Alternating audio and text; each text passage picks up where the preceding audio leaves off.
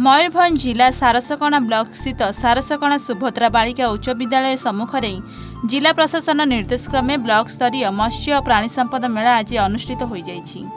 प्राणी चिकित्सा अधिकारी सत्यनारायण पृष्टि सभापतित्व अनुष्ठित यह कार्यक्रम में मुख्य अतिथि भाव विधायक भादव हंसता जोगदे आनुष्ठानिक भाव उद्घाटन करते। सेहीपरि सारसकणा बीडीओ सुमन राज महांती, मुख्य वक्ता डॉक्टर रमणी रंजन विश्वाल, उपाध्यक्ष मिहिर घोष एवं अन्य विभाग अधिकारी मंचासीन होते। कामधेनु योजन गोपालन, महिषी पालन, माई बाछुरी पालन सहित घास चाष में वर्तमान सरकार आर्थिक सहयोग वृद्धि करी किपरि चाषी लाभवान हो पारे ताहा वक्ता माने प्रकाश करथिले। माछ चाष में सरकार पोखरी खनन सहित माछ जाआला उत्पादन सहित विभिन्न उपकरण रे सरकार रिहाती नहीं माछ चाष में आत्मनिर्भर हो पारे बोली वक्ता माने प्रकाश करथिले। डॉक्टर सत्यनारायण पृष्टि प्राणी चिकित्सा अधिकारी स्वागत संभाषण देथिया बेले सस्मिता माझी सहकारी मत्स्य अधिकारी धन्यवाद अर्पण करथिले।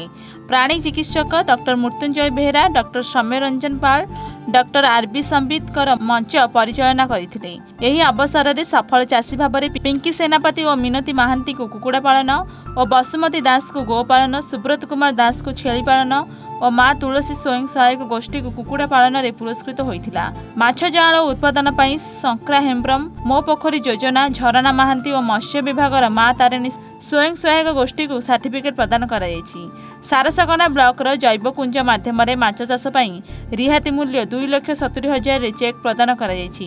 पिंकी सेनापति गोपालन योजना 80,640 चेक प्रदान कराଯାଇଥିବା बेले जैवकुंड माछ चाष अभनी फिशरी को एंड आक्वाटिक श्रीमती बासंती महांती को पुरस्कृत कराଯାଇଛି।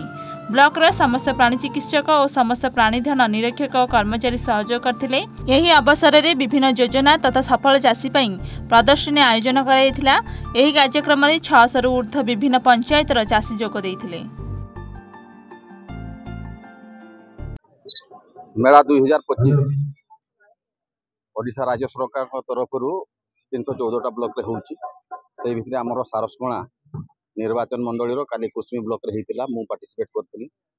ता आगु प्राय ब्लॉक सब कार्यक्रम सरी जाइए। एटा पथे हमर लास्ट कार्यक्रम हम निर्वाचन मंडली मत लागुची। तेणु ए बहुत संख्यार आम चाषी भाई मैंने आसते सरकार योजना आर्थिक एवं सामाजिक स्तर में एमानकर विकास केमती हो पार आय द्विगुणा केमती हम से संपर्क में आम सरकार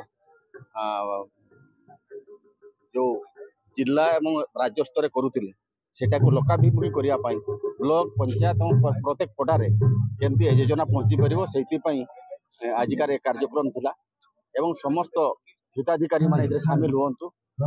ये गोटे सचेतनता कार्यक्रम कहले अत्युक्ति हेबनी। समस्त ए पार्टिसिपेट करछन्ते एवं विशेष भाव में माँ मानकर पार्टिसिपेशन अधिकार होची। कामधेनु योजना तो आरंभ कर एते गुड़ाक योजना अच्छी से केमती सफल रूपायन हो पारे से आम सरकार जत्नवान सह काम कर आपण मान माध्यम अपील करने चाहे सरकार मत्स्य एवं प्राणी संपद विभाग जो कार्यक्रम चली समस्त पाखे पहुँचू यार सुफल लाभ समस्ते नियंतु। धन्यवाद। जी सारसकणा ब्लॉक रो जो fisheries and animal husbandry department अच्छी गवर्नमेंट ऑफ ओडिशा तार जो मत्स्य और प्राणी संपद मेला अनुष्ठित होती सुभद्रा गर्ल्स स्कूल पड़िया तो से डिपार्टमेंट जो ब्लॉक वेटनरी ऑफिसर और असिस्टेंट फिशरी ऑफिसर समस्ते बहुत कंबाइंडली मेलाटा को भलसे अरेंजमेंट कर चीफ गेस्ट हिसाब से ऑनरेबल एमएलए सर प्रेजेंट थे। डिपार्टमेंट जिते स्कीम्स अवेलेबल अच्छी सबूर डिस्प्ले कर स्टल पड़ी स्टल समस्त पार्टिसिपेंट मैंने जानीपर स्कीम कौन कौन अवेलेबल अच्छी जहाँ भी सुविधा असुविधा अच्छी आज फिशरी ऑफिस है कि वेटनरी ऑफिस है से मैंने पहुँचले सुविधा असुविधा दूर करने सरकार सब प्रकार फैसिलिटी देती आपण मु विनीत अनुरोध करुच्ची जो मैंने आम ब्लॉक बेनिफिशियरी चाषी मैंने अच्छा से मैंने कंटाक्ट करूँ और गवर्नमेंट जो सुविधा अच्छी निश्चित लाभवान।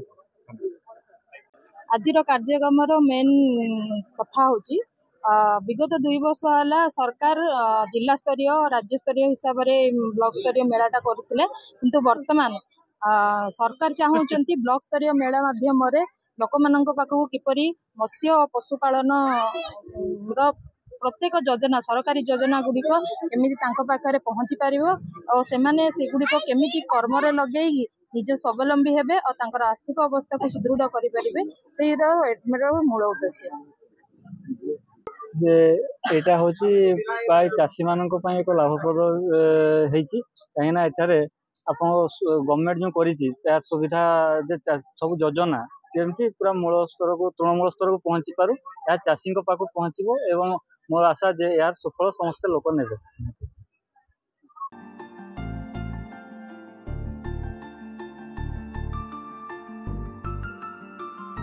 मयूरभंज जिलूर मयूर नायक रिपोर्ट एवन ओडिशा।